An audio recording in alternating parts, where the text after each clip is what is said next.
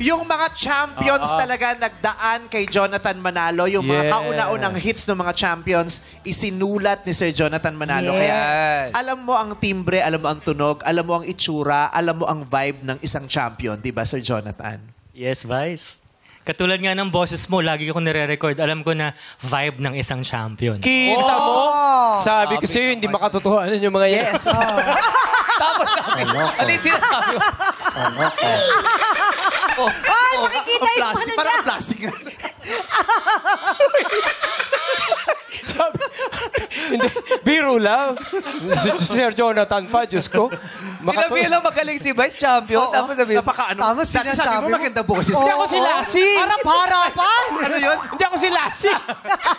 ito lang pa si MC, oh. Hindi ba kaya ganunin si Chang? Subukan mo. Subukan mo. Uy, Pero, Bakit humihinto? Hanggang dito lang. first time ba ni Jonathan mag-judge? First time ko ma-judge na on cam. Kamusta ang acid reflux mo ngayon? Nagkaka-acid ba? Kinakabahan. Kinakabahan. Pero excited ako kasi na para makita yung mga contestants and matulungan sila na ma-achieve yung greatest potential nila. And syempre, hindi tayo mag-sugarcoat dito kasi kung gusto niyo talagang makapasok sa regular industry, kailangan sabihin kung ano yung makakatulong sa kanila. Kaya mo magtaas ng kamay, Sir Jonathan, pag wala sa tono? Kayang-kaya namin ni Sir Louie. Si Ogie kasi minsan di ginagawa daw. Di ba? Tapos magre-react pag commercial. Oo. nakakasakit kayo ng damdamin, ha? Grabe kayo, ha? Joke lang, joke lang. Love ka na kaya namin. Yeah.